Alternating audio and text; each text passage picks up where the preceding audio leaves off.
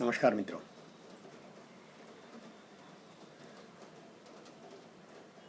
आषाढ़ कृष्ण पंचमी 2076 शनिवार 22 जून 2019 प्रातः के 6 बजा चाहते मानसून की पहली रिमझिम शुरू हो गई। पहली रिमझिम शुरू हुई, रात भर टपका रहा, थोड़ी झिरमिर झिरमिर चली। तो साधक जहाँ सोता है वहाँ टपकने का आनंद फोकट में मिल रहा है। ये जो ऊपर सारा कंस्ट्रक्शन बना है, ये ऑफिस और ये मेरे बाईं तरफ मंदिर, सिर्फ मंदिर नहीं टपकता है, बाकी मेरी ये दो छत्ती ऊपर से पानी आकर फिर नीचे तक और आनंद देती है। मेरे स्वभाव दोष के कारण या अन्य कुछ इनका लालच वगैरह रहा होगा, गोविंद और आशीष दोनों ही काम को बीच में लटका करके और चले गए। आशीष अपने यूपी गांव गया है, बनारस, और गोविंदा जो है वो रूठा हुआ है। राजेश अपनी गरज देख रहा है कि कितनी बार मैं उसको बुलाऊं। ये सारा त्रिकोण जो है वो मेरे स्वभाव से जुड़ा हुआ, और मेरे स्वभाव दोष के कारण ही पथिक आकर के फिर चला गया, और मैं अपने आप को यहाँ बच्चा और सच्चा समझे बैठा हूँ।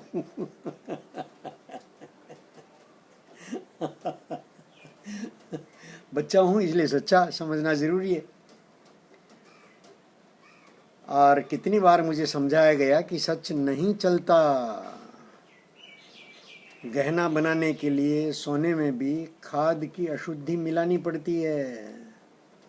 बाबूजी ने समझाया था, श्रीमती जी ने समझाया, बेटा समझाता है, मित्र समझाते हैं। समझ में आता है, समझ में आता है माने शब्द से है, बात पकड़ में आती है, लेकिन पता नहीं क्यों अब वापस उस रास्ते लौटा नहीं जाता। शिशु की यात्रा अभी शुरू हुई है, तो प्रियोजन सहित शिशु के सामने पूरी देह यात्रा पड़ी है 70-80 साल की, तो वो अपने आप को ढाल लेता है, आसानी से ढाल लेता है। इस शरीर की यात्रा 69वें वर्ष में चल रहा हूं मैं, 69वां वर्ष, और पिछले कितने साल तो बोनस में खा रहा हूं मैं। स्वस्थ हूं, सब कुछ ठीक है, लेकिन प्रयोजन तो शेष हो गया जीने का। किसी को मेरी आवश्यकता नहीं तो प्रयोजन शेष हुआ। प्रयोजन शेष हुआ तो अब शरीर को झुक जाना चाहिए, उठ जाना चाहिए, बदल लेना चाहिए। सावन की बात चल रही थी मित्रों, टपके का आनंद मिल रहा है, और ये शिशु से बुजुर्ग होने तक की यात्रा, और ये शिशु और बुजुर्ग का फर्क, अब तक बूढ़े में शिशु शिशु जैसा हो गया ऐसा बहुत बोलता रहा, अब ये फर्क भी दिखाई देता है। प्रातः उठ करके सारे कार्य निपटाए, लेकिन साधना करने के लिए ये जो 5 कदम दूर मंदिर है, उसमें ये लगातार झिरमिर झिरमिर झिरमिर, और आंगन भीग गया है, फिसलने का पूरा डर, फिसल ही जाता है। सूखे आंगन पर भी कोई असावधानी से दौड़े तो फिसल जाएगा, ये तो गीला है, फिसल के गिर पड़ा तो संभालेगा कौन?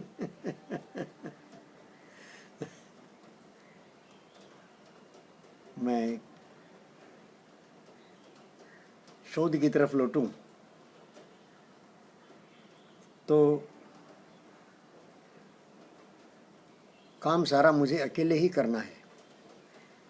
ये मेरे लिए वरदान भी है और थोड़ी थोड़ी कमी भी आ करती है।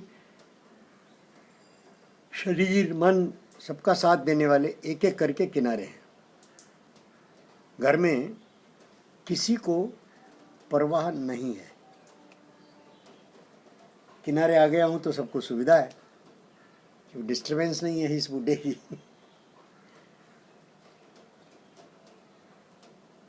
श्रेयांश सुबह सुबह उठ करके होटल गया है।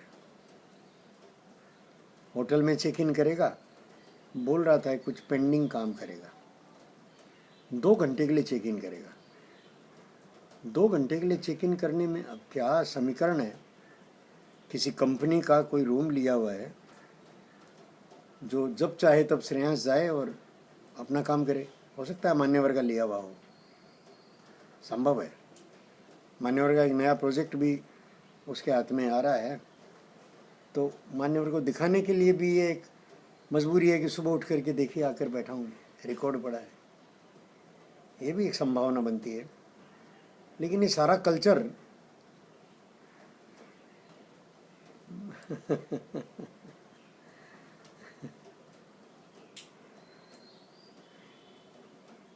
समझ में नहीं आता। पैसा किसी भी बहाने खर्च होना चाहिए, नष्ट होना चाहिए, अपने ही ऐश पर खर्च होना चाहिए। इसकी सारी व्यवस्थाएं और बनी हुई हैं और जो विचार आता है उसको खरीद ले रहे हैं। कल रात को श्रेयांश मेरे पास बैठा और एक बहुत मासूम सी जिज्ञासा की कि हमारे जीवन में, हमारे सामाजिक जीवन में, पारिवारिक जीवन में अंग्रेज़ों के कारण क्या क्या परिवर्तन आए। शिक्षा में, चिकित्सा में, रहने के ढंग में, संयुक्त परिवार में, सामाजिक रचना में, भाषा में, भूषा में, खान पान में, सोच में, विचार में क्या क्या परिवर्तन आया, इसके कुछ पॉइंट्स बना दें। तो अपनी बात में उसने ये सारा जितना मैंने कहा उतना और प्लस कुछ इतना ही और बिंदु उसने एक सांस में बोल दिए। तो मैं तुरंत समझ गया कि इस विषय पर पर्याप्त चर्चा अपने मित्रों के बीच ये करके आया है, प्रोफेशनल वे पर, प्रोफेशनल दृष्टि से। फिर उसने बता भी दिया कि आप कुछ पॉइंट्स बना दें, तो मैं उनको लेकर के और डिस्कस करूँगा और मान्यवर की सहायता से कोई अर्णव के पास जाकर या मल्टीमीडिया पर कैसे चल सकता है, ये विषय कैसे चल सकता है, ऐसा। तो अमित मोदी के बारे में पहले से वो बहुत ऊंची ऊंची बात बोलता रहा है और साथ में पता नहीं अपना बोल रहा है कि अमित का बोल रहा है कि वो काम कुछ नहीं आएगा, पानी ऐसे ही बहेगा, पर पानी पर लिखिए।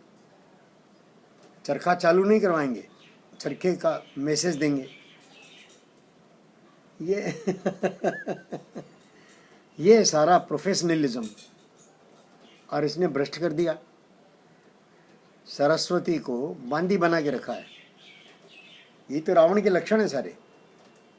लक्ष्मी के बल पर सरस्वती को बांदी बनाकर रखना रावण के ही तो लक्षण है। और ये सारा मेरे घर में, मेरे आसपास, मैं रावण की व्यवस्था में, रावण की अर्थव्यवस्था में मैं बैठा हूँ। मैं कितना भी कहूँ कि मैं अपने लिए अपनी सरस्वती को दूषित करने के चक्कर में नहीं हूँ और मैं अपनी सरस्वती को बचा के रखा हूँ। नहीं बच सकती ना। राम नाम लेने के लिए अलग झोंपड़ी जैसे विभीषण की थी, हनुमान ने बताया, यहाँ कहाँ सज्जन कर वासा। वैसे अलग झोंपड़ी है बहुत। ये झोंपड़ी है, ये बगिया है, ये गार्डन है, ये मंदिर है और ये साधना कक्ष है, साहित्य कक्ष है, सरस्वती कक्ष है। ऊपर सरस्वती के चित्र लगे हुए हैं। गणेश भी है, सरस्वती भी है, लक्ष्मी भी है। ये सरस्वती किताबें हैं अपनी लिखी हुई।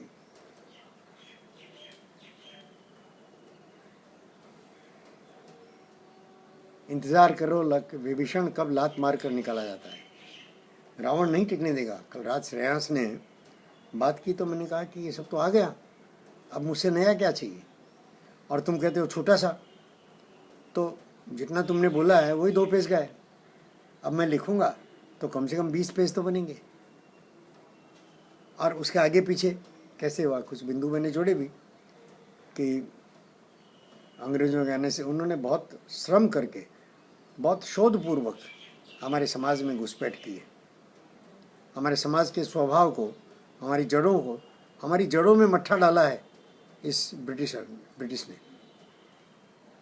तो अब ये सारा उनको ये ब्रिटिशर्स के चलाए रास्ते पर ही चलना है। मेरा उपयोग कर रहे हैं।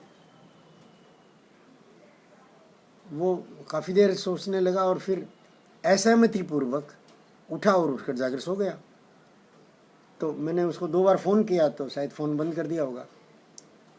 तो मैं 10 मिनट बाद उसके पास गया, उसको चद्दर मुंह ढक के सोया हुआ और उसको मैंने कहा कि भाई वो एक काम किया है, नाम भूल रहा हूँ अभी मैं, और वो सारा साहित्य धर्मपाल का साहित्य पढ़ा है और उसमें बहुत अच्छी तरह से गोल्डन ट्री वगैरह बहुत वर्णन है अच्छे से। और जो जहाँ चर्चा चलानी है वो सब जानते हैं ये विषय, और उनके साथ डिस्कशन तो फर्स्ट हैंड ही होना चाहिए। तुम उधार ले जा करके और पैकेट्स में काम चला रहे हो और दिखा ये रहो कि तुम कितने सुपर इंटेलिजेंट हो। सब उधार का, आचरण में तुम्हारे है नहीं।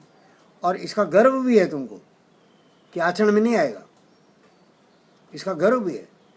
आचरण में जो लाना चाहता है उसको पटक दिया, फिर बोल रहा हूँ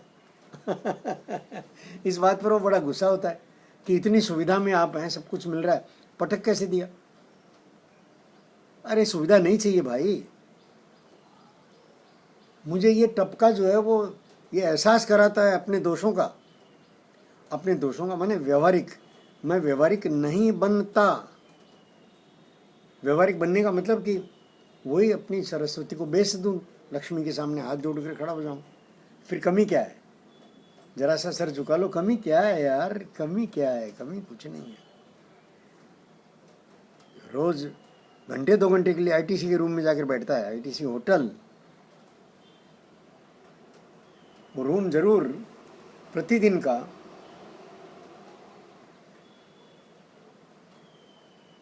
40-50 हज़ार से कम नहीं होगा।